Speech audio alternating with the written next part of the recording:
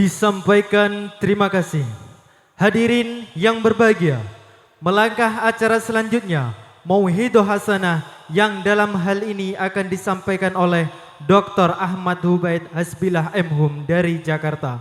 Kepada beliau kami haturkan. Assalamualaikum warahmatullahi wabarakatuh.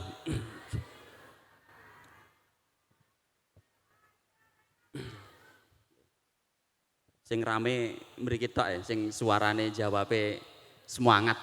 Napa karena sampun dalu nggih? Oh, sampun dalu. Berarti niki kan dicepetaken apa didangokaken? Dangokaken.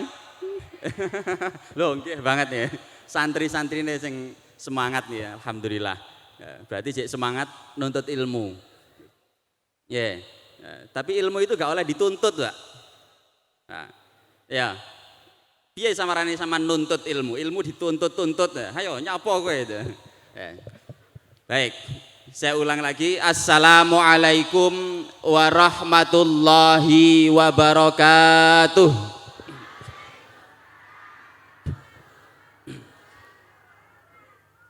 Ya, alhamdulillah.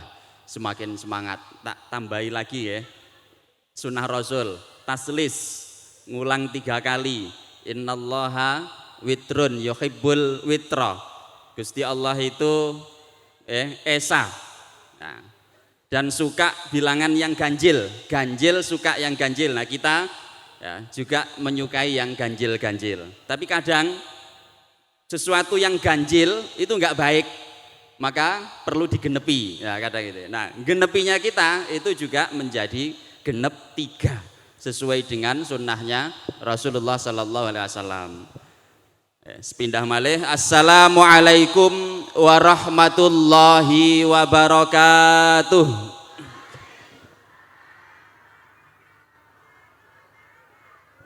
Alhamdulillah ngantuke ical ya. Bismillahirrahmanirrahim. Alhamdulillahi rabbil alamin. Assalatu wassalamu ala asyrafil anbiya'i wal mursalin Sayyidina wa maulana Muhammadin. Allahumma salli alaihi wa ala alihi wa sahbihi wa man tabi'ahum bi ihsanin ila yaumiddin. Amma ba'd. Yang saya muliakan dan tentunya juga dimuliakan oleh Allah Subhanahu wa taala, Romo Kiai Haji Fakhruddin Manan, Romo Kiai Haji Hakim Asyafuk, para jajaran Dewan Masyayikh, para asatid, para pengurus pondok pesantren Minhajutullah, para sepuh, bini sepuh. Ini saya bingung ini, posisi saya di sini ini macam-macam. Jadi ini serba grogi, ya serba grogi, serba nggak karu-karuan. Di hadapan saya ini bukan sekedar orang-orang alim, bukan sekedar para ulama, tapi juga para orang tua saya semuanya. Saya memang tidak lahir di sini, tetapi darah saya mengalir dari sini. Ya, darah saya mengalir dari sini. Baik itu darah ya, secara nasab maupun secara keilmuan, ya, itu mengalir dari sini. Bahkan sampai ruwet. Nah, saya di sini ya buyutnya Mbah Yai Manan. Tapi juga sebagai putu ponaan. Karena bapak saya, nah ini napa? Keponakan ya, ponakane Mbah Kiai Manan. Tapi ibu saya, nah itu putune Mbah Manan. Jadi kalau napa niki pernah ini? Bingung ya, pokoknya ngeten niku lah. Lah sak mangke kula dadi mantune putune Mbah Imanan juga. Pripun niki? Mara sepah kula nggih tiyang mriki Kyai Imam Nawawi putrane Bunyai Mbah Nur niki. Lah ini macam-macam nih. Jadi yang pernah ini tempat yang ada di sini ini semua ya mulai dari ya Pak D, ya Mas, ya adik, ya semuanya pokoknya semua insya Allah kita di sini ini ya dimuliakan oleh Allah Subhanahu Wa Taala dengan ilmu dan iman. Dengan ilmu dan iman yang sudah ya, dibangun oleh mbah-mbah kita semua, oleh guru-guru kita di sini. Kita di sini ini diangkat derajatnya oleh Allah Subhanahu wa Ta'ala. Maka sudah menjadi kewajiban kita semua untuk menjaga apa yang sudah dititipkan oleh Allah kepada kita. Kita ini diberikan bukan hanya sekedar amanah, tapi diberikan derajat yang tinggi. Gimana caranya kita menjaga derajat yang tinggi yang diberikan oleh Allah ini? Ya, derajat dari apa? Derajat berupa apa? Derajat berupa iman dan ilmu. Karena matur suwun barakallahu fikum. Yarfa'illahu alladhina amanu minkum walladhina utul ilma darajat. Allah pasti ya, mengangkat orang-orang yang beriman dan orang-orang yang diberikan ilmu, diangkat apanya? Diangkat derajatnya bertingkat-tingkat, darajatin, bukan sekedar darajatan atau darajataini, bukan satu derajat atau dua derajat, tapi bertingkat-tingkat derajatnya. Nah maka derajat yang sudah diberikan oleh Allah kepada kita semua ini ya, yaitu berupa derajat sebagai seorang mukmin dan derajat sebagai seorang dzu ilmin, orang yang punya ilmu, orang yang punya iman, ini sudah sepatutnya kita jaga. Dan salah satu caranya tadi adalah dengan menjaga apa yang sudah ada di hadapan kita semua ini, yaitu pesantren Minhajut Thullab ini.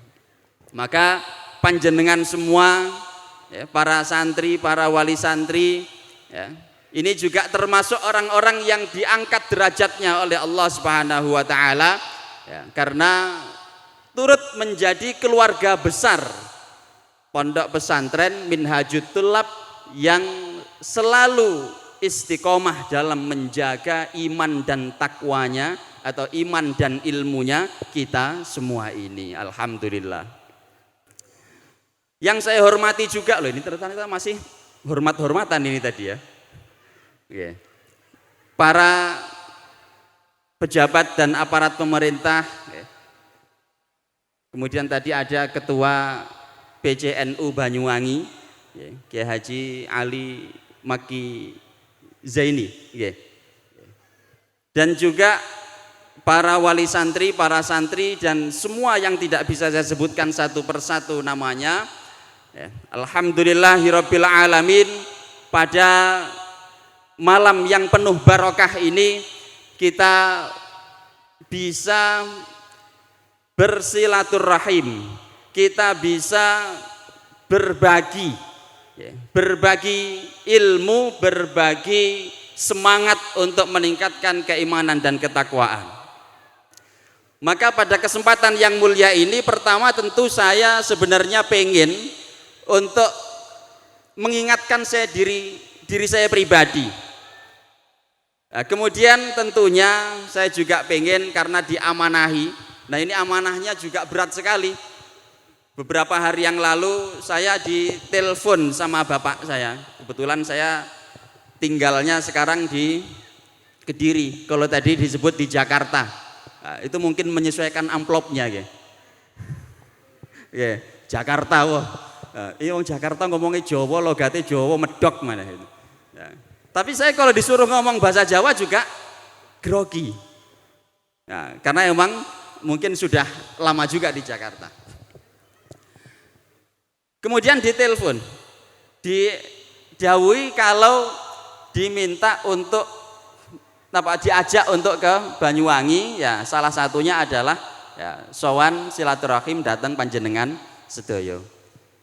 Nah kebetulan ini tadi yang kita nantikan ternyata Allah berkehendak lain, yaitu Maulana Al-Habib Lutfi berhalangan hadir ke sini secara jasadiah, secara fisik mungkin ya memang beliau berhalangan hadir, tapi secara rohaniah doanya beliau tetap selalu hadir bersama kita. Maka tentu alhamdulillah saya perhatikan ini semangatnya panjenengan dari tadi sore. Tadi sore saya lewat sini ya, ternyata sudah ramai sekali menanti-nanti kehadiran guru kita Maulana Al-Habib Lutfi. Tapi alhamdulillah saya juga senang karena sampai detik ini setelah menunggu sekian jam lamanya ternyata panjenengan masih istiqomah. Nah inilah yang terbaik sebenarnya. Kita ini patut belajar dari jamaah sholat taraweh. Bentar lagi kan kita ini ada sholat taraweh ya, Ramadan insya Allah beberapa hari lagi. Dalam sholat taraweh itu bukan urusan siapa yang datang duluan pertama, siapa yang pertama datang. Tadi sore sudah datang banyak orang, maghrib sudah banyak yang hadir ke sini. Itu yang datang pertama, atau bahkan dari kemarin sudah banyak yang datang ke sini. Jadi kenyataannya dalam sholat taraweh atau jamaah taraweh itu yang paling utama ini bukan sekedar siapa yang pertama datang, tapi soal siapa yang bertahan sampai terakhir, sampai akhir. Nah, jenengan ini termasuk orang-orang yang diberikan kesabaran dan keistiqomahan oleh Allah Subhanahu wa taala sehingga mampu bertahan sampai akhir. Nah, sampai akhir acara ini nanti insya Allah. Tentu kalau dibandingkan dengan guru kita Maulana Al-Habib Lutfi, saya tentu tidak ada apa-apanya. Sama sekali tidak ada apa-apanya. Tapi karena ini tadi juga sudah menjadi amanah ya buat saya, apalagi yang nyuruh ini para yang utus semuanya para sesepuh. Jadi saya bingung menolak. Kalau tadi dinyatakan seorang santri itu harus bisa seperti mayit, waduh ini gimana ini gitu ya. Apalagi kalau sudah didhawuhi seperti itu ya sudah rasanya sudah nggak bisa lagi menolak. Padahal biasanya saya kalau diutus bapak saya untuk ngajuli khutbah di rumah itu nggak berani saya, nggak berani. Ya, kenapa? Karena yang di hadapan saya itu isinya ya para guru-guru saya semua, apalagi ada orang tua saya. Nah kebetulan malam ini juga hadir bapak ibu saya, orang tua saya, bahkan mbah-mbah saya semua hadir di sini. Jadi ini sebenarnya saya ini sedang bingung ini mau ngomong apa gini nanti gitu ya. Nah. Baik, hadirin yang dimuliakan Allah Subhanahu wa taala, tadi sudah banyak disampaikan terkait dengan apa yang seharusnya dilakukan oleh para santri terhadap pesantrennya dan terhadap guru-gurunya. Juga apa yang seharusnya dilakukan oleh para wali santri ketika menitipkan putranya ke pesantren. Dulu guru kami selalu menasehati bahwa ilmu itu tidak bisa diperoleh dengan enak-enakan. Beliau mengutip dawuhnya Imam Syafi'i, la yunalul ilmu birahatil jism. Ilmu itu enggak bisa diperoleh dengan enak-enakan, dengan badan yang serba enak-enakan. Kalau bahasanya santri-santri Minhajul Thulab mungkin biasanya nek ke urung gudiken gurung sah dadi santri. Sekarang masih usum gudik lah, 2022 gitu loh. Mboten ya. Berarti sampean gurung sah dadi santri. Terus to Mbak nyantrine Mbak ya. Ya, meskipun sudah di wisuda. Nah, meskipun sudah di wisuda. Sampean lanjutkan. Ya. Karena apa? Karena tadi belum gudikan. Tapi kalau sudah gudikan meskipun sudah sah jadi santri, ya syukur apa lebih-lebih harus dilanjutkan terus karena status santri itu enggak ada habisnya. Enggak ada masa berlakunya. Menjadi santri sampai tahun 2022 enggak ada ceritanya. Itu KTP zaman dulu. Kalau KTP zaman sekarang sudah seumur hidup. Enten sing KTP ini dereng seumur hidup. Laporkan Pak Camat nanti. Ya. Nah, maka status santri juga sama. Status santri itu status seumur hidup. Kalau sampean sudah sah menjadi santri, maka status santri ini status seumur hidup. Maka apa? Jangan pernah berhenti untuk belajar. Sekali berhenti untuk belajar, ya, saat itu pula kita itu menjadi bodoh. Karena merasa sudah pinter, merasa sudah selesai belajarnya. Bedanya mungkin, ya, belajarnya tentu tidak lagi ada di dalam kelas-kelas, ya, sesuai dengan ya, usia lah ya. Ya, semakin sepuh tentu belajarnya ya, sudah berbeda dengan anak-anak TK yang rutinitasnya setiap jam 7 diantar ke sekolah. Ya, semakin gede semakin belajar lagi bagaimana caranya ngantar ke sekolah loh. Itu kan juga belajar. Bagaimana ya, lebih-lebih lagi belajar bagaimana mengamalkan apa yang sudah dipelajari dulu di dalam kelas. Ya, ini momennya momen wisuda dan haflatul imtihan. Masya Allah. Wisuda dan haflah itu pesta ya. Imtihan itu ujian, pesta ujian. Wah, ini adanya cuma di pondok pesantren. Ujian itu jadi pesta. Nah, jadi rame-rame. Nah, kalau di sekolah-sekolah ujian itu menyeramkan. Ya, kalau cuma di sekolah-sekolah yang tidak ada pesantrennya biasanya ujian ini menjadi menyeramkan sekali. Kalau di sini wah, haflatul imtihan, dinanti-nanti. Ya, kapan imtihannya?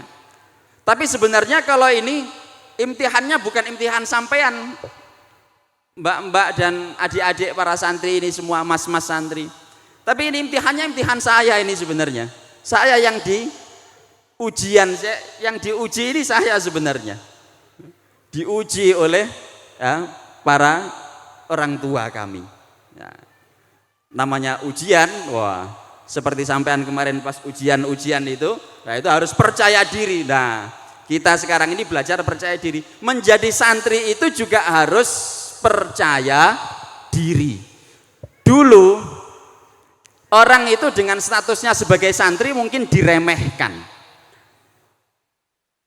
Dulu orang cuma bisa baca kitab kuning, itu mungkin diremehkan. Halah, awakmu sapa? Cuma iso maca kitab kuning aja kok ngomongin politik. Cuma bisa baca kitab kuning saja kok ngomongin bisnis. Dulu diremehkan, dianggap seperti itu. Nah, bahwa orang yang bisa baca kitab kuning dulu boleh aja orang dulu menganggap ya, orang-orang di luar sana ya, menganggap orang-orang yang cuma bisa baca kitab kuning, orang-orang di pesantren ini orang-orang yang kurang wawasannya, kurang pergaulannya. Tapi hari ini terbalik. Hari ini terbalik. Semua orang sok-sokan membaca kitab kuning di media sosial. Sekarang begitu. Kalau nggak ada kutipan kitab kuningnya rasanya nggak sah ngomong di media sosial. Hari ini seperti itu, nggih. Ngomong di YouTube, wah gayanya ngutip sana sini dari kitab ini, kitab itu, semua disebutkan halamannya lengkap. Tapi giliran disuruh membaca ternyata tidak bisa. Lalu banyak orang sekarang mulai menjawab apa yang dulu dituduh, apa yang dulu dinyek-nyekkan itu diapain? Dihinakan kepada para santri bahwa hari ini ya nggak bisa baca kitab kuning kok ngomong politik, nggak bisa baca kitab kuning kok ngomongin agama. nggak bisa baca kitab kuning kok ngomong macem-macem. Nah, sekarang seperti itu, sekarang ini terbalik. Nah, itu artinya apa? Itu artinya hari ini santri itu semakin diangkat derajatnya oleh Allah Subhanahu wa taala. Padahal ya gudi-gudikan tadi itu. Nah, dulunya itu ya gudi-gudikan itu, tapi ternyata oleh Allah malah justru diangkat derajatnya. Nah, ini bukti bahwa hari ini para santri lah yang banyak berperan, banyak berkiprah. Nah, itu adalah salah satu tanda kemanfaatan, ya, kemanfaatan ilmu yang diajarkan di pondok pesantren. Makanya jangan ragu lagi, ya, kalau mondok, ya, atau mondokin anak, nggak perlu ragu lagi, nggak perlu khawatir. Sekarang ini zamannya sudah membuktikan banyak santri-santri kita yang ternyata sukses bersaing, ya, di luar negeri maupun di dalam negeri, sukses dalam banyak bidang, bukan hanya dalam urusan mengaji atau membaca kitab saja. Nah, ini bagian dari salah satu bukti bahwa Allah itu mengangkat derajatnya orang yang beriman dan orang yang punya ilmu. Hadirin yang dimuliakan Allah Subhanahu wa taala, saya jadi teringat dulu guru kami almarhum Kiai Haji Ali Mustafa Ya'qub mendapatkan ijazah, ya, berupa apa, nazoman dari Kiai Idris Kamali Tebuireng. Nah, setelah kami tanya-tanya ke santri-santrinya Kiai Idris Kamali yang pernah kami temui, ternyata tidak ada yang pernah mendapatkan ijazah itu. Itu artinya ijazah ini ijazah spesial. Ijazah spesial kepada beliau.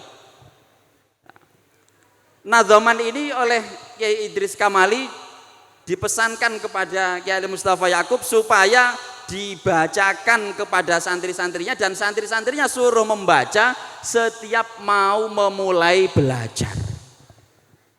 Enggak banyak, cuma ada 35 bait. Ya, mirip-mirip dengan Aqidatul Awam.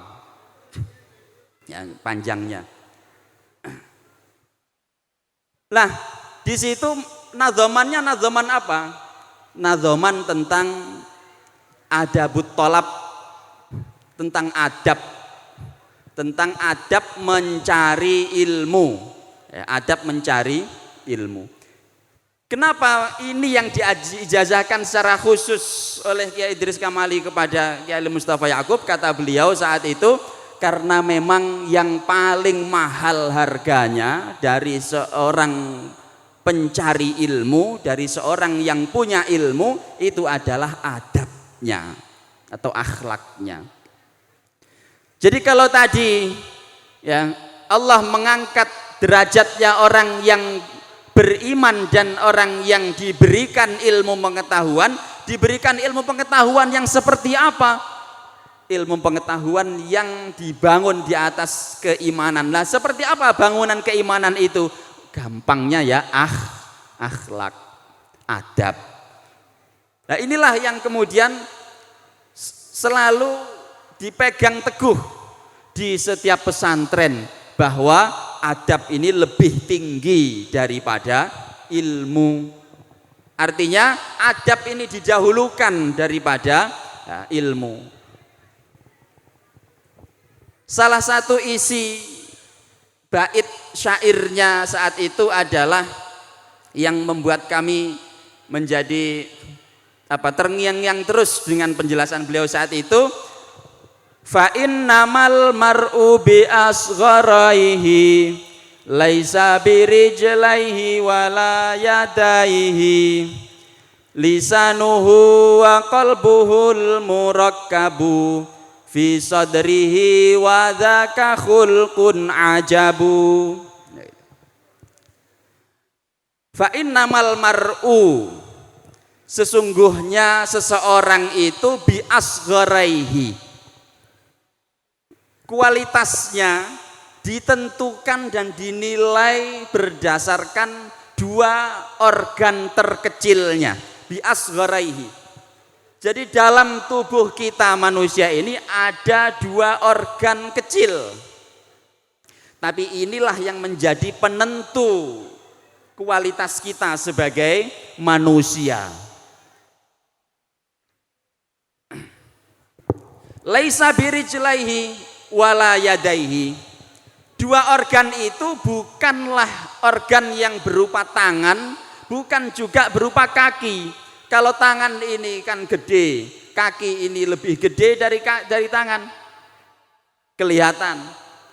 Tapi bukan tangan, bukan kaki. Biasanya orang menilai hebat, ya, menilai orang lain hebat, atau seseorang itu dinilai hebat, biasanya berdasarkan apa? Berdasarkan kekuatannya, berdasarkan karyanya, berdasarkan tangannya. Kadang juga dinilai berdasarkan apa? Kakinya. Sudah panjang atau belum kakinya? Sudah tua atau belum? Nah, bukan itu yang menjadi ukuran seseorang itu mulia atau berkualitas. Tetapi apa? Dua organ kecilnya, yaitu apa? Lisanuhu wa qalbuhul murakkabu fi sadrihi wa dzaka khulqun ajabu. Yang pertama adalah lisannya. Lisan ini organ kecil. Kalau kita bandingkan dengan tangan kita, telapak tangan kita enggak ada apa-apanya. Telapak tangan kita taruh di lisan, di mulut kita tertutup, enggak kelihatan lisan kita. Itu artinya kecil sekali mulut kita ini. Tapi mulut kita inilah yang menjadi penentu kualitas kita. Dan dalam bahasa Arab itu ternyata unik. Mulut itu bahasa Arabnya banyak. Ada bahasa Arabnya itu lisan, ya, seperti yang di dalam syair tadi. Ada juga disebut dengan famun. Nah, itu juga mulut sama. Ya. Tapi ini ada beda. Ketika disebut lisan, seringkali yang menjadi makna dari lisan itu adalah lisan yang atau mulut yang fungsinya untuk bicara. Meskipun mulut kita ini baik untuk bicara atau untuk makan sama saja, ya mulutnya ini juga. Tapi ketika disebut dengan bahasa lisan, itu seringkali maknanya adalah bicara. Jadi lisanuhu, apa yang menjadi penentu kualitas seseorang? Yang pertama adalah lisan yang berfungsi sebagai alat bicara, bukan sekedar lisan yang berfungsi sebagai alat makan dan minum. Ini artinya bahwa kualitas kita itu ditentukan oleh kata-kata kita. Nah, ini sekarang musimnya musim hujan. Kita ini patut belajar dari hujan. Kalau kita perhatikan tanaman-tanaman yang ada di sekeliling kita, kembang-kembang yang ada di sekeliling kita, kembang-kembang ini dia akan tumbuh, dia akan mekar, berbunga. Itu dari apa? Ini tumbuh mekar, ya, bunganya itu dari hujan, dari air yang turun, ya, mengenai, ya, kembang-kembang itu tadi, mengenai tanaman ini tadi. Dia bukan tumbuh dan tidak mekar karena petir atau karena beledek, ya, sambaran petir, sambaran beledek. Jadi dalam hal ini apa yang bisa kita ambil dari bait tadi? Bahwa kualitas seseorang itu pertama akan dinilai dari kualitas bicaranya, level bicaranya, apa yang dia omongkan, apa yang keluar dari mulutnya. Itu yang pertama. Bukan soal siapa yang paling keras suaranya. Wah, karena saya paling pakai mic, jawabannya saya, gitu ya. Artinya Kita yang punya suara keras, banyak bicaranya, kelihatannya didengar di mana-mana, suara kita terdengar di mana-mana, ini belum tentu menjadi tanda bahwa kita ini orang yang sudah benar. Nah, tapi kita lihat apa isi yang kita sampaikan. Apakah yang keluar dari mulut kita itu sesuatu yang baik, kata-kata yang baik, kata-kata yang bisa menunjukkan kepada kebaikan atau tidak? Maka ini yang tadi diibaratkan dengan air hujan.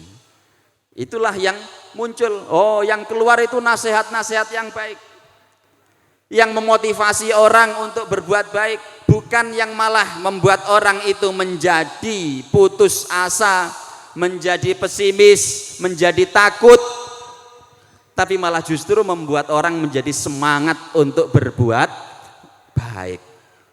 Nah, ini namanya kata-kata kita yang selalu menyirami ya, orang lain sehingga dia menumbuhkan kebaikan-kebaikan ya, dari orang yang mendengar kata-kata kita. Kemudian yang kedua, organ tubuh kita yang sangat kecil tapi menjadi penentu kualitas kita ini adalah wa qalbuhu, yaitu hatinya. Hati ini kecil sekali, nggak kelihatan adanya di dalam dada. Kalaupun dibelah itu tetap nggak kelihatan. Bukan hati yang liver itu bukan, tapi hati yang membuat kita ini menjadi bisa merasa, hati yang membuat kita ini menjadi bisa kenal dengan Allah Subhanahu wa taala. Ini nggak kelihatan oleh mata, kecil sekali, tapi itulah yang menjadi penentu ya, kualitas diri kita. Ternyata kalau ini kita renungkan, dua organ tubuh ini adalah dua organ yang berfungsi ya, selama-lamanya. Dua organ tubuh ini pula lah yang sebenarnya berfungsi saat pertama kali kita ini dilahirkan di dunia. Wallahu akhrajakum mim butuni ummahatikum la ta'lamuna syai'a wa ja'ala lakumus sam'a wal absara wal af'idata la'allakum tashkurun. Allah lah yang telah mengeluarkan kalian dari perut ibu-ibu kalian dalam keadaan kalian tidak tahu apa-apa sama sekali. La ta'lamuna syai'a, enggak punya ilmu sama sekali, enggak kenal siapa-siapa, bahkan belum kenal bapak ibunya juga, belum kenal apa-apa, belum kenal siapa-siapa.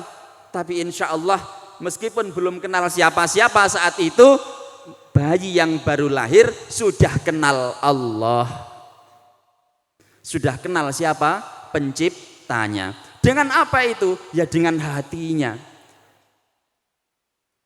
Karena itu kemudian kita setelah dilahirkan perlu ya untuk tahu segala hal, maka Allah bekali kita dengan alat-alat supaya kita ini bisa tahu banyak hal.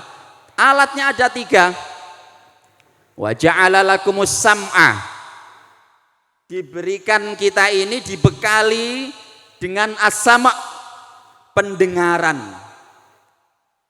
Pendengaran kita ini dipakai untuk apa? Mendengarkan nasihat-nasihat sehingga kita bisa mendapatkan ilmu pertama dari apa? Dari pendengaran. Makanya bayi yang baru lahir dikenalkan lagi dengan Allah, lebih dikenalkan lagi dengan Allah dengan cara apa? Dibacakan nama Allah, dibacakan azan. Itu karena apa? Karena yang pertama aktif itu adalah as-sama' tadi ini, alatnya. Sehingga dia tahu Allahu Akbar, Allahu Akbar.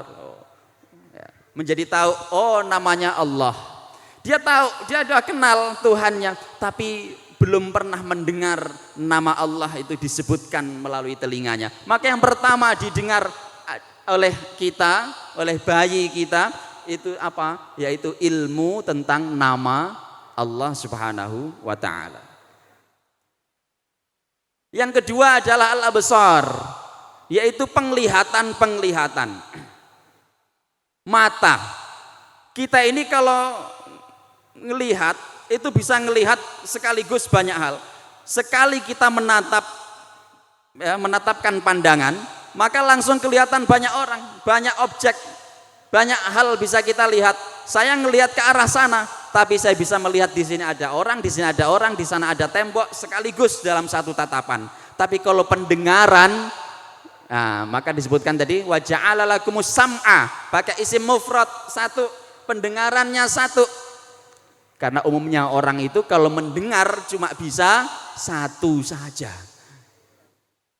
Ini kalau ada suara banyak, yang ngomong banyak di sini, pasti nggak ada yang bisa kedengaran sama sekali. Makanya di situ wa ja'ala lakumus sam'a, bukan al-asma'a, tapi giliran al-basar disebutkan pakai jamak. Nah, karena apa? Yang bisa ditangkap oleh mata itu lebih banyak lagi. Makanya orang yang pengen dapat ilmu itu harus banyak melihat. Tinggal nanti apa yang dilihat. Nah, yang dilihat itu ya mulai dari bacaannya, bukunya, kitabnya. Dia juga harus melihat lingkungannya, dia harus melihat siapa saja dan apa saja yang ada di sekelilingnya. Maka yang rajin melihat seperti itu, ya, itulah yang akan dapat banyak ilmu. Tapi yang lebih hebat lagi, alat yang ketiga adalah berupa al-afidah, yaitu hati. Ini juga disebut dalam bentuk jamak, tidak dalam bentuk mufrad, bukan fuad. Karena apa? Karena hati ini lebih hebat lagi. Sekali hati ini menerima satu ilmu, satu informasi, dia langsung bisa menerima banyak hal. Orang itu kalau belajarnya pakai telinga saja, yang didapat cuma sedikit. Yang didapat hanya yang didengarkan saja. Itu pun belum tentu semua yang didengarkan bisa ditangkap, bisa dipahami. Tapi kalau orang belajarnya pakai pengamatan, maka biasanya siswa-siswa ini diajak ke laboratorium supaya tidak sekedar mendengarkan ya ceramah saja, tapi juga langsung diajak mengamati. Dengan mengamati dia langsung bisa dapat lebih dari yang dia dengarkan. Di kelas tadi mendengar cuma dapat satu. Ditanya paham, paham. Ditanya lagi apa?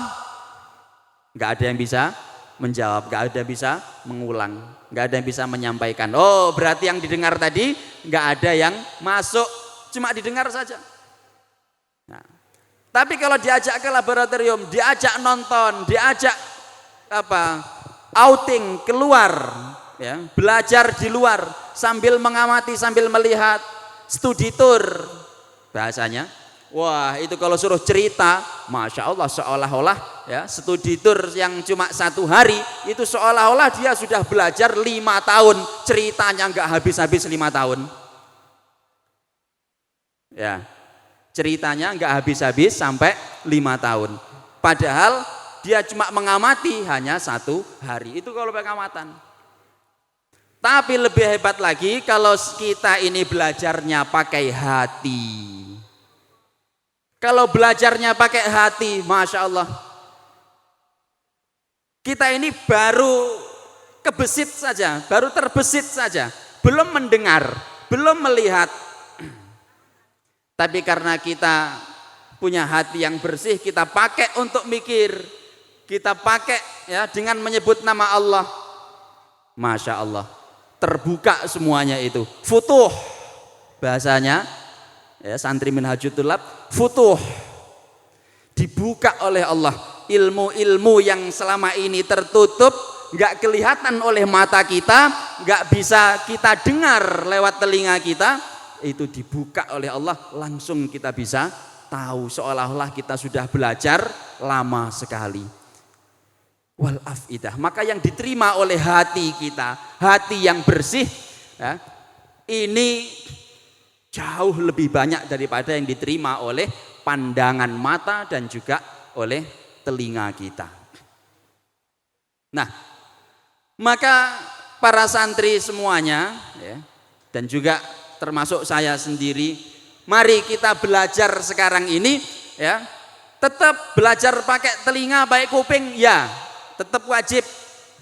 Karena bagaimanapun salah satu yang bisa membuka hati kita nanti juga telinga, maka kita butuh ditegur, butuh dinasehati. Katanya, ini kalau tidak salah, ya, dulu dinisbatkan atau kaulnya kaul Maulana Sayyid Muhammad bin Alawi Al-Maliki. Salah satu tanda seseorang itu beriman itu adalah kalau dia dinasehati dan imannya berfungsi, ya, imannya berfungsi.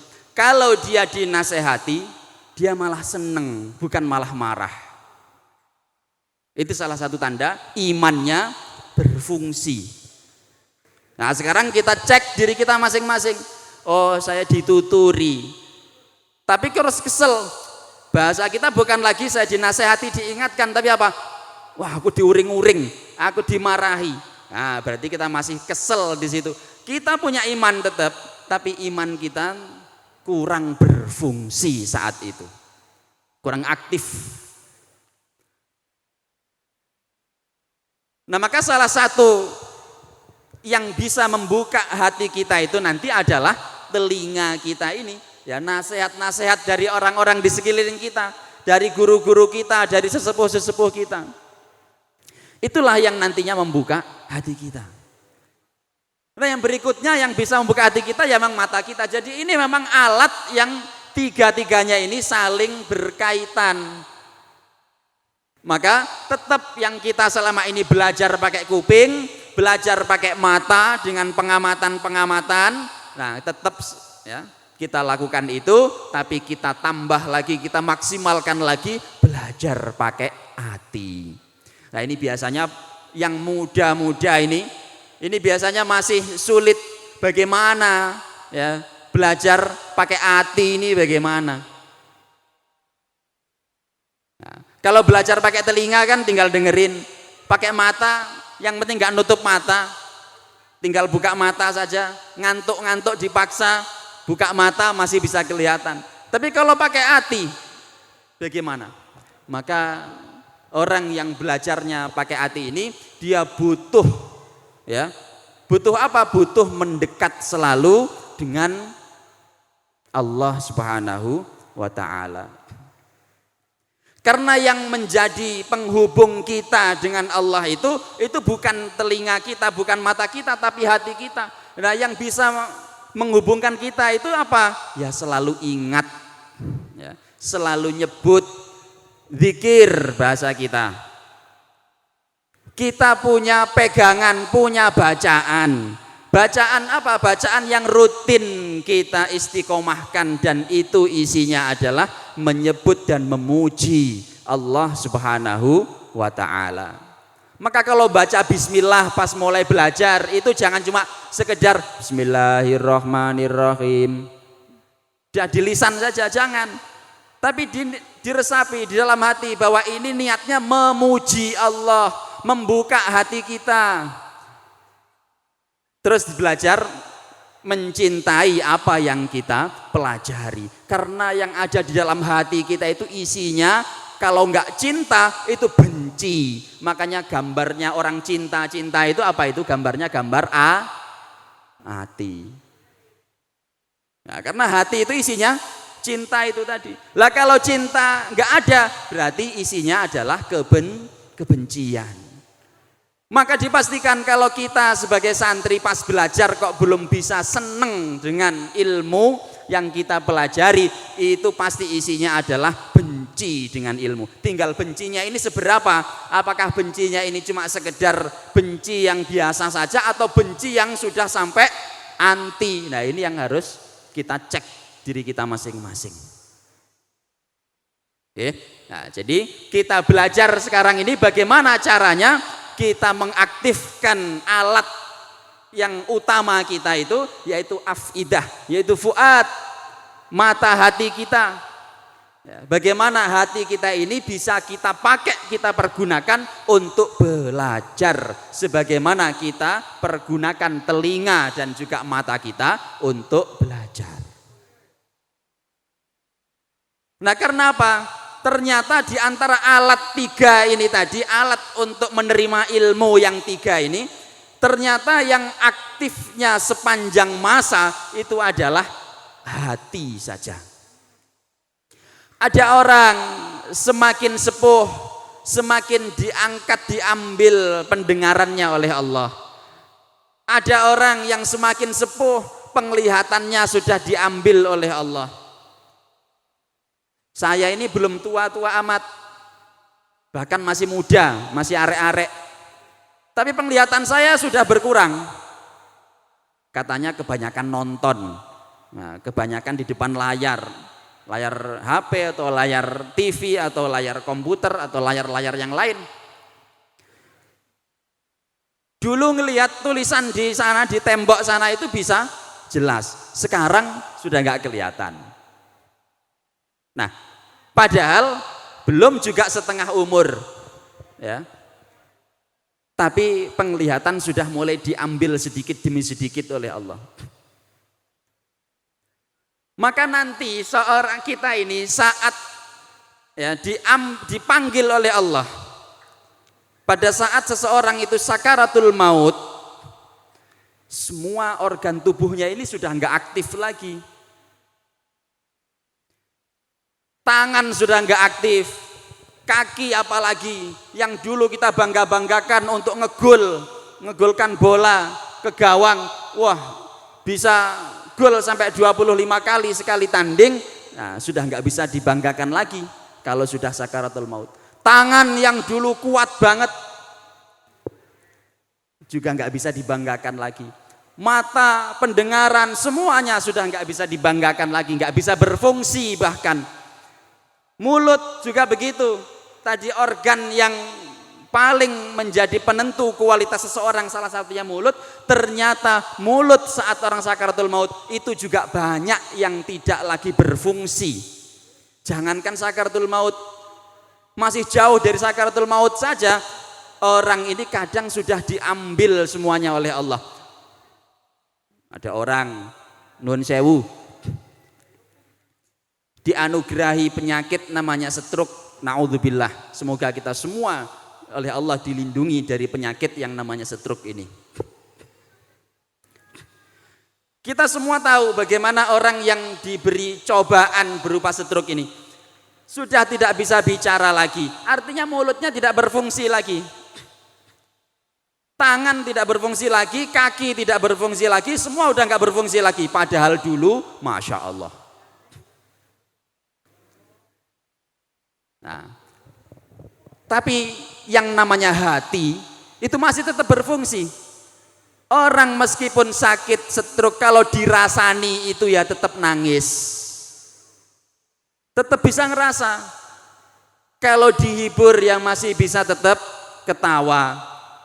Itu tandanya hatinya juga masih aktif, karena hati ini wujudnya nanti bisa merasakan, ya, bisa punya rasa, terutama rasa kasih sayang. Kalau orang yang diuji dengan penyakit stroke ini ngelihat, ya, ada orang yang jatuh, ada anak kecil yang lari-larian terus terjatuh, ini juga bisa kasihan, bisa nangis, bisa merasa. Itu tanda hatinya masih aktif. Apalagi kalau orang sudah sakaratul maut.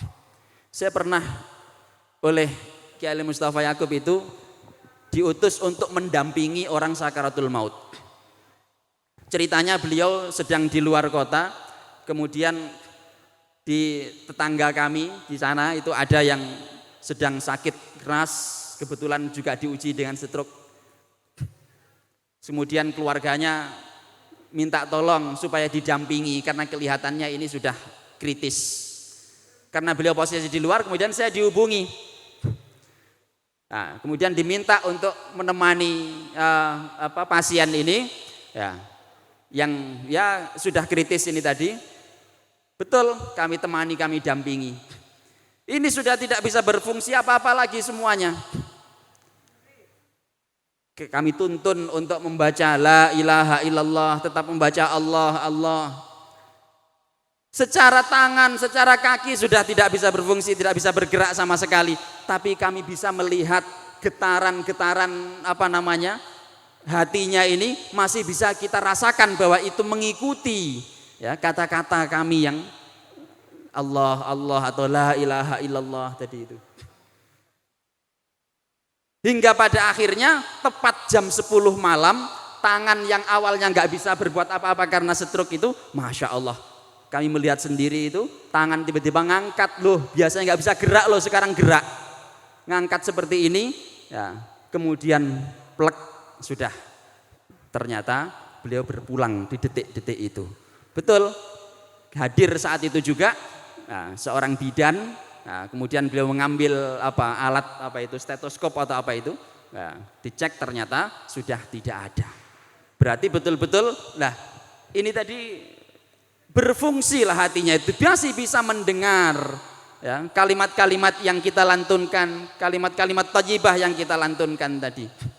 Apalagi sebagai yang mengalami itu, Masya Allah, orang yang sedang sakaratul maut tadi dituntun untuk mengucapkan Allah, Allah, la ilaha illallah. Boleh jadi mulutnya tidak bisa melafalkan itu, tapi kalau hatinya insya Allah masih bisa. Maka pentingnya kita itu mendampingi, ya, termasuk mentalkin orang-orang yang dalam keadaan sakaratul maut.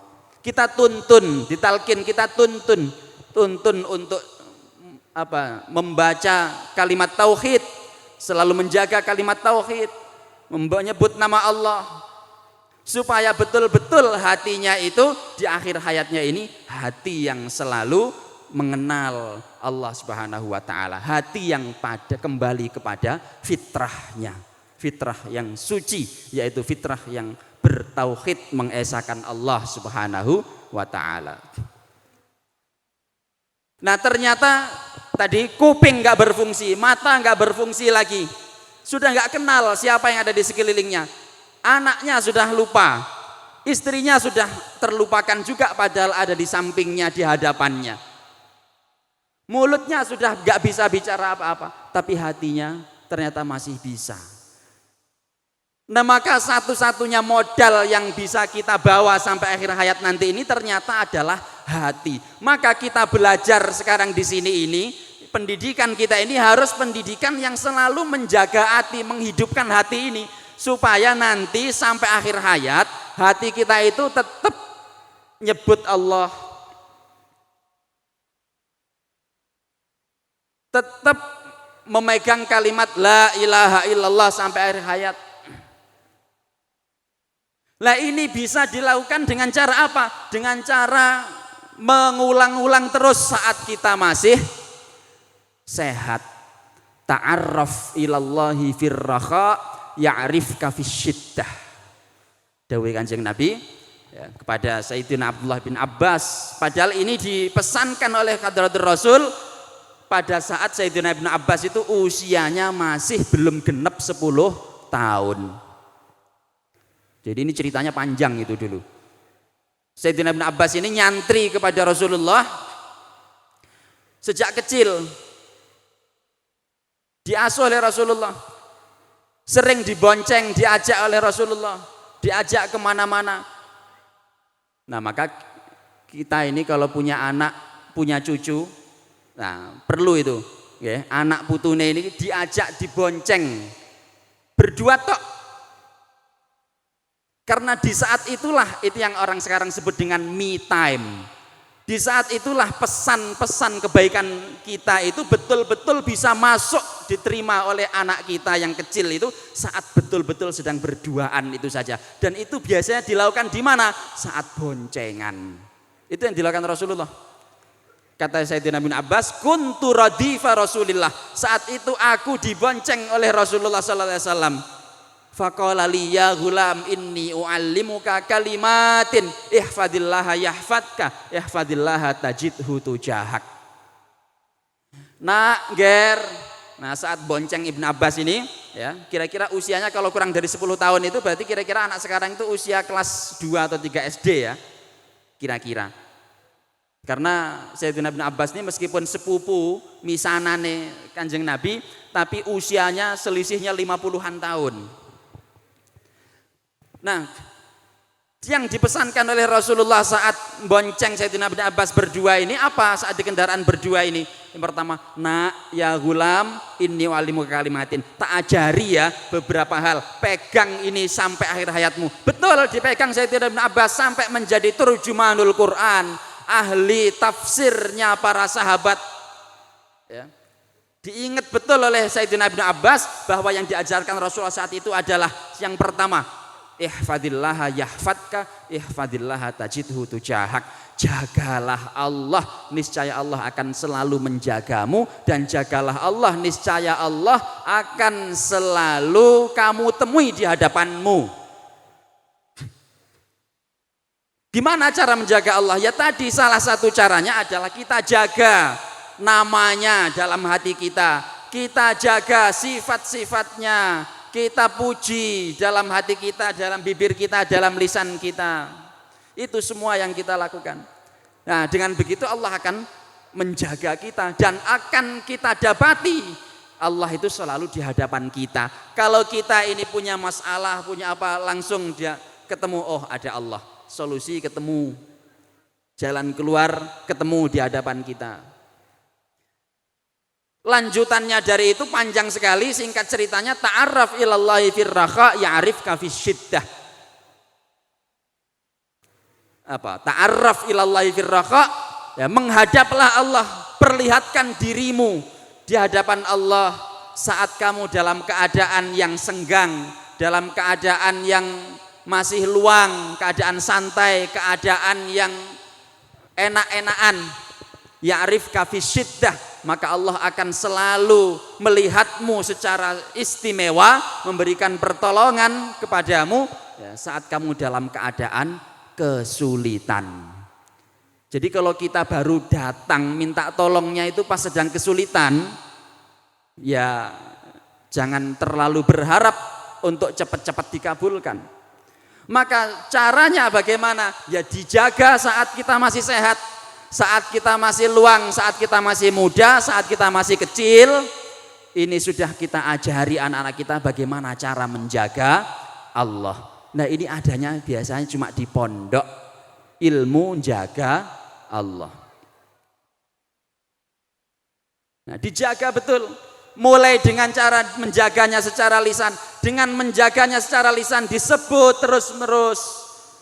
Lama-lama itu akan ngecap ke dalam hati kita. Kalau sudah ngecap dalam hati kita, terekam dalam hati kita, dia akan muter kapan saja. Lisan kita ini kalau sudah selalu dibasahi dengan nama-nama Allah, maka lisan kita ini akan apa? Membuat tulisan, membuat rekaman di dalam hati. Yang ini akan terputar kapan saja. Makanya suatu ketika Rasulullah itu pernah kedatangan tamu. Dalam riwayat Imam Ahmad disebutkan Ja'a rajulun, dalam riwayat lain disebutkan Ja'a robiyun. Ada seorang dari kampung yang datang sowan kepada Rasulullah, kemudian mengeluh. Ya Rasulullah, inna syara'iyal Islam qad kathurat alaina atau qad kathurat alayya. Ya Rasulullah, syariat Islam ini kok rasanya abot banget, berat banget, banyak banget. Padahal syariat Islam itu intinya kalau yang diajarkan malaikat Jibril secara langsung kepada para sahabat melalui dialog beliau dengan Rasulullah, itu kan intinya cuma 4 ya. 1 iman, Islam, ihsan, kemudian 1 lagi apa? Asyratus sa'ah, tanda-tanda kiamat. Fitnahnya zaman. Tanda-tanda kiamat ini ya simpelnya fitnahnya zaman. Maka santri ini di samping harus belajar Islam, iman, ihsan, harus belajar fitnah zamannya masing-masing supaya selamat. Fitnah zaman kita ini apa? Oh, kalau sekarang mungkin fitnahnya ini berupa apa? Cobaan. Fitnah ini cobaan yang membuat kita ini menjadi sulit, berat berbuat baik, berat ibadah. Ini apa? Oh, gangguan-gangguannya misalnya barang kayak gini nih. Apa? Internet. Berarti fitnah kita adalah internet. Cobaan besar kita ini internet. Bagaimana kita lolos dari ini supaya tetap kita ini bisa mendekat kepada Allah meskipun ada ini di sekeliling kita. Nah, ilmu seperti ini loh yang diajarkan malaikat Jibril kepada para sahabat secara langsung. Enggak gemen-gemen ini. Sahabat belajar langsung dari malaikat Jibril. Sampai Sayyidina Umar saat itu bengong, tercengang. Ini siapa tamu yang enggak dikenal, aneh banget ini. Habis ngobrol begini lama beberapa hal singkat, kemudian langsung pergi begitu saja. Kata Rasulullah, "Dzaka Jibril atakum yu'allimukum dinakum." Tadi itu malaikat Jibril yang datang ke sini sengaja untuk mengajari kalian langsung. Mengajari apa? Dinakum, mengajari agama kalian. Jadi agama itu intinya kan cuma 4 tadi ini ya. Iman, Islam, ihsan, terus apa? Kenal dengan fitnah zamannya. Cobaan di masanya ini apa? Bagaimana cara selamat dari itu? Dari fitnah zaman ini. Kan sedikit. Oke, kalau dirinci Islam, rukun Islam cuma 5, iman, rukun iman cuma 6, ihsan, anta budallaha ka'annaka tarah fa illam takun tarah fa innahu yarak. Meskipun cuma 1, tapi ini beratnya luar biasa. Karena tadi butuh kerja hati yang luar biasa.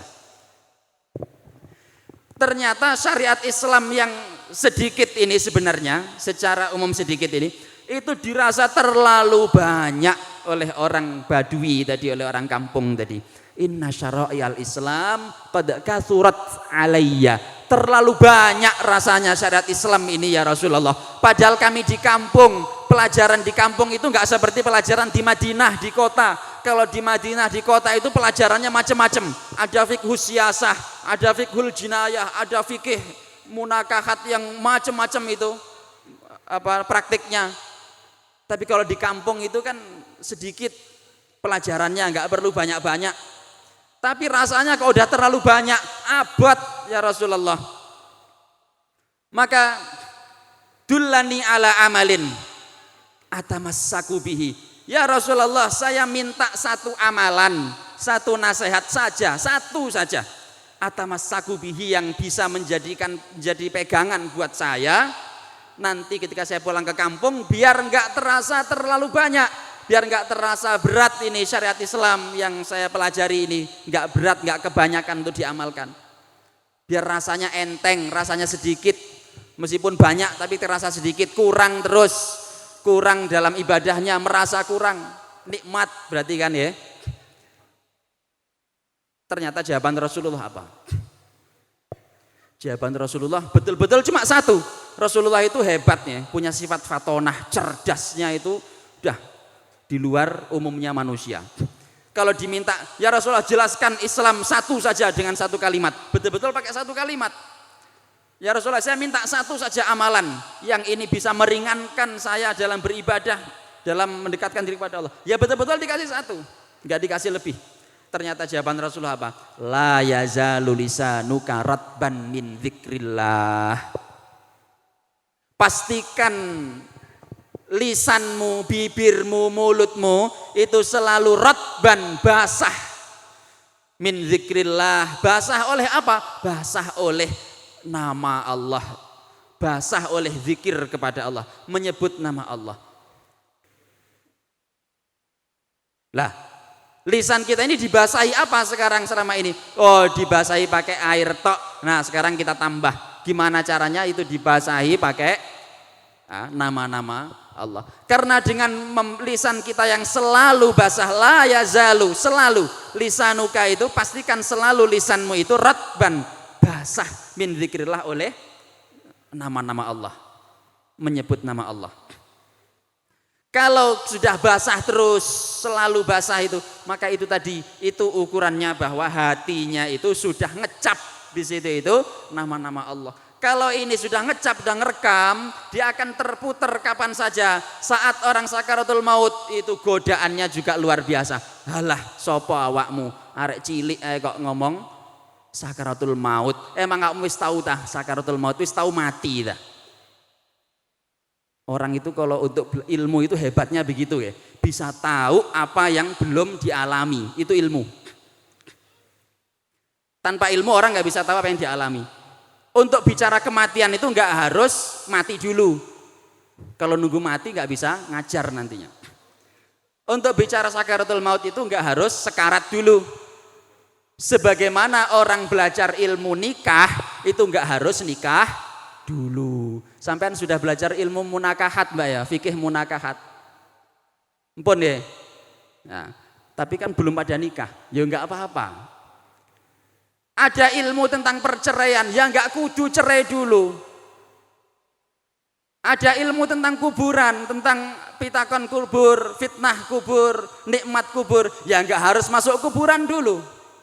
Untuk bisa tahu. Nah, itu hebatnya ilmu, itu bisa tahu apa yang nanti kita lakukan. Nah, salah satunya tadi adalah yang nantinya akan selalu aktif itu cuma hati kita. Saat lisan semua sudah enggak aktif, sudah enggak bisa nyebut Allah Allah lagi, hati kita masih bisa nyebut. Itulah yang kita bawa untuk menghadap kepada Allah Subhanahu wa taala. Maka betul tadi itu, fa innamal mar'u bi asgharihi. Manusia itu hidupnya ditentukan, hidup matinya ditentukan oleh dua organ tubuhnya. Apa itu? Lisanuhu. Yang pertama lisannya. Dipakai untuk apa? La yazalu lisanuka ratban min dzikrillah. Selalu basahi lisannya itu dengan zikir kepada Allah. Sehingga apa? Wa qalbuhu, hatinya yang kedua ini itu akan selalu merekam nama Allah dan itu akan dibawa terus sampai mati. Inilah yang tadi kita sebut sebagai alat untuk mendapatkan ilmu yang paling utama, itu berupa hati. Hati yang seperti apa? Hati yang selalu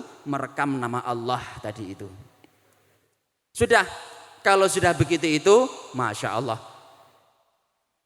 Itulah yang kemudian nanti disebut dengan futuh.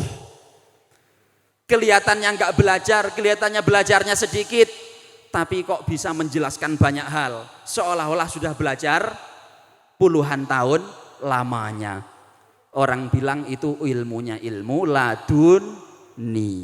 Ilate kudu muni, ilate angger muni, gitu ya. Nah, tapi yang disampaikan itu betul. Nah, kenapa ya? Karena tadi hatinya dibuka oleh Allah. Ya, maka dua organ inilah yang perlu kita maksimalkan ya, untuk para santri, untuk kita semuanya. Untuk saya pribadi, untuk yang sudah sepuh-sepuh, semuanya juga sama. Kita ini masih terus belajar. Ya. Belajar apa? Belajar mati. Kalau yang sudah lulus sekolah, wah ini ya semuanya, yang sekolah maupun yang sudah lulus, ya kita ini sebenarnya belajar mati. Bagaimana mati? Husnul khatimah tadi itu. Nah, salah satunya ya tadi, kita jaga Allah dalam hati kita. Melalui apa? Salah satunya menjaga Allah dalam lisan kita, dalam bibir kita. Nah, jangan sampai nanti yang paling banyak kita ucapkan itu adalah kata-kata yang tidak baik, terus kemudian itu ngecap dalam hati. Masya Allah, naudzubillah, jangan sampai itu yang kemudian keluar. Saat kita ada di masa-masa sulit, saat kita ada di masa-masa yang serba nggak enak, saat kepepet, apalagi saat sakaratul maut, jangan sampai kata-kata itu yang kemudian diucapkan oleh hati kita. Naudzubillah. Maka ini betul-betul kita jaga ya. Dua organ tubuh kita ini. Inilah yang menjadi penentu hidup kita dunian wa ukhran, dunia maupun akhirat. Dua organ tubuh ini. Nah, maka ini imtihan yang kita lakukan ini harusnya yang diuji bukan hanya hafalannya saja. Yang diuji jangan cuma sekedar mampu menjawab soalnya saja. Jangan cuma sekedar amaliyah rutinitas hariannya saja. Itu betul, itu perlu diuji juga. Tapi jangan sampai dilewatkan menguji hatinya. santri-santrinya sudah seperti apa. Sehingga kalau nanti lulus sudah tidak bersama kita lagi, kita sudah bekali tadi ilmu jaga Allah. Sebagaimana Rasulullah membekali Sayyiduna Ibnu Abbas ilmu hifdzullah, ilmu menjaga Allah tadi itu. Menjaga Allah itu enggak seperti security atau satpam menjaga kita, tidak sama. Allah enggak butuh penjagaan seperti itu, bahkan justru kita yang dijaga seperti itu oleh Allah, dimong seperti itu. Wong Sayyidina Ibnu Abbas itu saat Rasulullah wafat umurnya itu belum genep 15 tahun. Ada yang bilang 13, ada yang bilang 12. Nah, artinya apa? Sayyidina Ibnu Abbas yang sampai sepuh itu modal belajarnya itu cukup. Hanya beberapa tahun saat kecil itu pertemuan dengan Rasulullah beberapa saat itu sudah cukup. Sampai kemudian Sayyidina Ibnu Abbas ini menjadi salah seorang sahabat yang paling banyak riwayat hadisnya dan juga paling alim dalam bidang tafsir, mengalah-ngalahkan para sahabat-sahabat yang sepuh yang sudah belajar puluhan tahun membersamai Rasulullah Shallallahu Alaihi Wasallam. Bisa ngalahin seperti itu. Karena apa? Tadi diajari ilmu menjaga Allah. Maka ini nanti harus kita imtihankan juga. Kita ujikan juga bagaimana caranya santri-santri kita ini, ya termasuk kita yang menguji ini, nah, sudah sampai sejauh mana kita tadi menjaga Allah Subhanahu wa taala dalam hati kita. Oke. Itu ya, innamal mar'u bi asgharihi laisa birijlaihi wala yadaihi. Kalau ini sudah terjaga, maka lanjutan bait nazam itu yang diijazahkan oleh Kiai Idris Kamali tadi, nanti ada bait yang selanjutnya itu bunyinya seperti ini. Al ilmu bahrun muntahahu yab'udu laisa lahu haddun ilaihi yuqsadu wa laisa kullul ilmi qad hawaitahu ajal walal usra walau ahsaitahu gitu. Ilmu itu bahrun, ibarat samudra, lautan. Muntahahu yab'udu, yang tepinya, ujungnya itu jauh sekali, nggak kelihatan mata, nggak ada batasnya samudra itu. Kita semakin ke tengah itu semakin jauh, mana tepinya nggak kelihatan. Muntahahu yab'udu, laisa lahu haddun ilaihi yuqsad. Kalau sudah di tengah lautan, kita ini nggak tahu mau mengarah ke batas mana, tepi mana. Laisa lahu haddun, nggak ada tepi batasan yang nanti kita tuju kalau sudah di situ. Ini lautnya ya.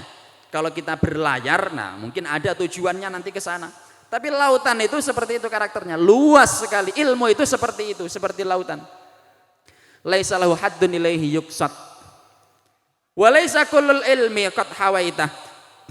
Manusia sealim-alimnya itu enggak mungkin bisa menguasai seluruh ilmu, mengarungi seluruh samudra ilmu. Enggak ada manusia yang bisa mengarungi seluruh samudra ilmu, itu enggak mungkin, enggak ada. Ajal, ya, walal usra, bahkan 1/10 dari lautan ini enggak bisa, atau bahkan mungkin 1/100-nya mungkin juga enggak bisa. Kalau di situ alal usra. Walau ahsaitah, yes, nggak bisa pokoknya dihitung-hitung, saking luasnya, saking banyaknya.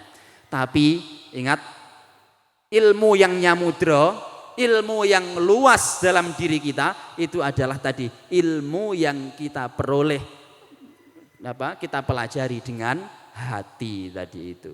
Ya, baik, itu saja mungkin yang bisa kami sampaikan ya, sebagai pengingat untuk diri kami pribadi dan juga ya, untuk kita semua, ajakan untuk kita semua supaya mari kita sekarang ini belajar bagaimana ngurip-nguripi ya, tadi itu alat belajar kita yang disebut nomor 3 dalam Al-Quran tadi, yaitu yang berupa al-afidah ya, karena dengan menjaga hati kita, kita belajar pakai hati, itu ilmu yang diterima oleh kita insya Allah tidak ada batasnya, ilmu yang nyamudra tadi itu.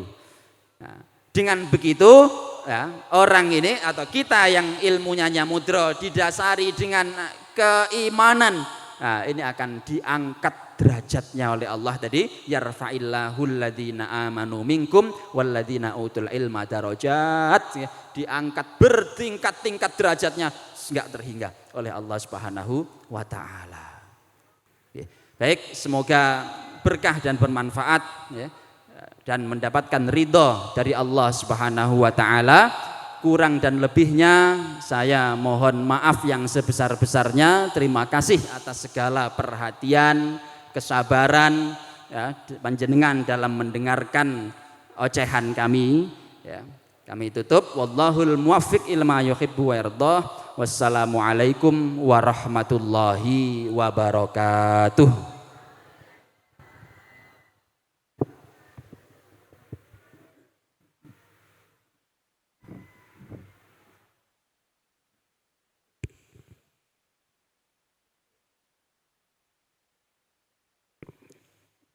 Dihaturkan terima kasih.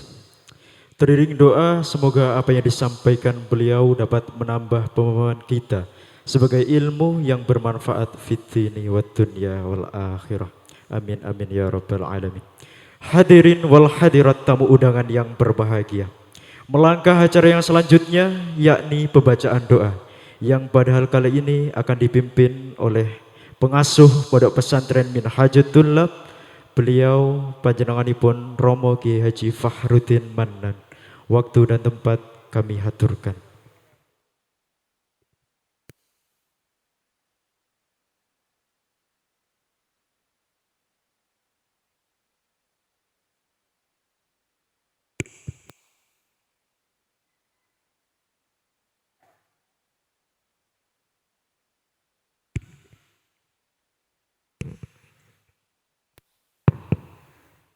Al-Fatihah. A'udzu billahi minasyaitonir rajim. Bismillahirrahmanirrahim. Alhamdulillahil alamin arrahmanirrahim maliki yaumiddin. Iyyaka na'budu wa iyyaka nasta'in. Shiratal mustaqim. Shiratal ladzina an'amta 'alaihim ghairil maghdubi 'alaihim waladdallin. Amin. Bismillahirrahmanirrahim. Allahumma shalli alhamdulillahirabbil alamin. Allahumma ya Allah Allahumma nafa'na bi aqbil khasyal wal samda Bismillahirrahmanirrahim. Allahumma la tadalana fi hadhil maqlub bidamin la ghafart wa la hamman la farsa wa la maridana syaital hajatan min khawat dunya wal akhirah ya sarta sir umrana wa sarta salihati amalina. Allahumma nasal khara kullu ajil hajjah sar kullu ajil hajjah. Allahumma khari masaraka mitu sayyidan Muhammad sallallahu alaihi wasallam mas'al takabbi sallam. Allahumma nasal rizqal jannah hamdi qurbina ilahi min kulli wa fi'il maniyah. Rabbana taqabbal minna innaka as-sami'ul alimatum marina innaka tamrahim. Rabbana ighfir lana dzunubana wa tibanna hajjah ya rahimin. Rabbana atina fid dunya hasanah wa fil akhirati hasanah wa qina adzabannar. Sallallahu alaihi wasallam Muhammad alhamdulillahi rabbil alamin. Al-Fatihah. A'udzu billahi minasyaitonir rajim. Bismillahirrahmanirrahim. Alhamdulillahi arrahmanirrahim. Iyyaka na'budu wa iyyaka nasta'in. Shiratal mustaqim. Alaihim waladdallin. Amin. Assalamualaikum warahmatullahi wabarakatuh. Dihaturkan terima kasih. Demikian acara demi acara sudah kita lalui bersama. Kami atas panitia dan pembawa acara mengucapkan permohonan maaf yang sebesar-besarnya apabila ada kekurangan dan kekhilafan. Akhiru qouli ihdinas siratal mustaqim. Wassalamualaikum warahmatullahi wabarakatuh.